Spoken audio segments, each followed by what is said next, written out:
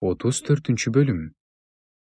Бабыл падышасы Небухадоносор анын бүт аскерлери жана жер үстүндө анын кол астында турган бардык патшачылыктар, бардык элдер Иерусалимдин жана Жүйүттүн бардык шаарларынын тургундары менен согушуп жатканда, Жеремияга Теңирден болгон сөз. Ысрайылдын Кудай Теңири мындай дейт: бар, Жүйүт падышасы Сидкияга мындай деп айт.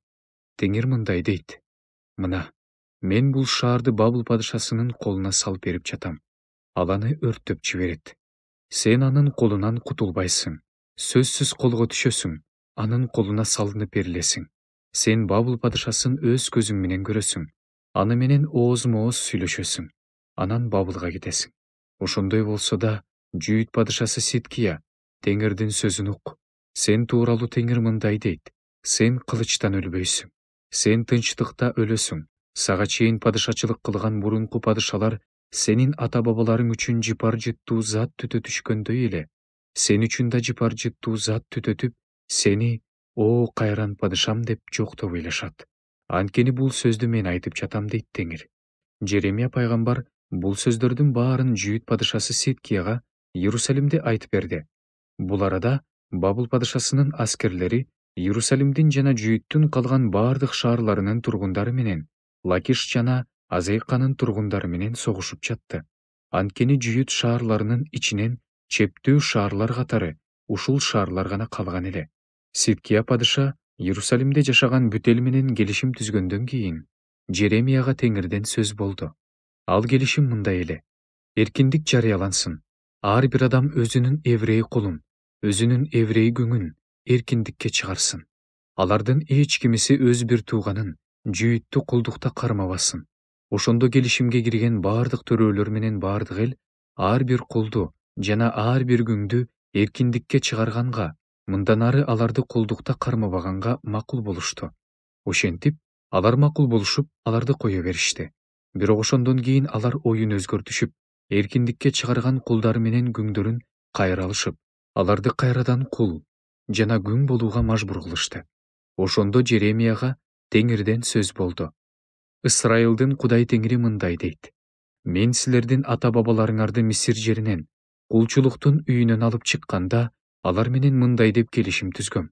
7-жылдын аягында сага өзүн өзү саткан еврей бир тууганыңды боштондукка чыгар. Ал сага 6 жыл кызмат кылсын. Анан аны эркиндикке чыгар. Бирок силердин ата-бабаларыңар менин тилимди алышкан жок. Мага кулак түшөшкөн жок. Азыр силер кайрылып, менин көз алдымда адилеттик кылдыңар. Ар бириңер өз жакыныңарга азаттык жарыяладыңар. Менин ысымым менен аталган үйдө менин алдымда келишим түздүңөр. Бирок андан кийин силер оюңарды өзгөртүп, менин ысымымды булгадыңар. Кайда барууну кааласа, ошол жакка барсын деп, азаттыкка чыгарган кулдарыңарды, күңдөрүңөрдү кайра алып келип, аларды кул болууга жана күң болууга мажбурлап жатасыңар. Ошондуктан Теңир мындай дейт: силер менин ар бир адам өз бир тууганына жана өз жакынына азаттык жарыяласын деген сөзүмдү укпай койдуңар. Мына ошон үчүн мен, дейт Теңир, силерге каршы кылычка, жугуштуу ооруга, ачарчылыкка эркиндик жарыялайм. Силерди жер жүзүнүн бардык патшачылыктарынын үрүйүн учурган коркунучка айландырам. Бир бука чарды экиге бөлүп, ошонун ортосунан өтүп, менин алдымда өздөрү түзгөн менин келишимимдин сөздөрүн аткарбай, менин келишимимди бузган. Жүйүт төрөлөрү менен Иерусалим төрөлөрүн, эбнухтарды, ыйык кызмат кылуучуларды жана экиге бөлүнгөн бука чардын ортосунан өткөн бул жердин бүт элин өздөрүнүн душмандарынын колуна, аларды өлтүргүсү келгендердин колуна салып берем. Ошондо алардын өлүктөрү асман канаттуулар менен жерде жашаган жырткычтарга азык болот. Жүйүт падышасы Сидкияны жана анын төрөлөрүн өздөрүнүн душмандарынын колуна, аларды өлтүргүсү келгендердин колуна жана силерден чегинген Бабыл падышасынын аскерлеринин колуна салып берем.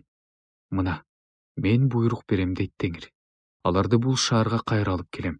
Ошондо алар бул шаарга кол салып, аны каратып алып, өрттөп жиберишет. Ошентип, мен Жүйүт аймагынын шаарларын эл жашабаган чөлгө айлантам.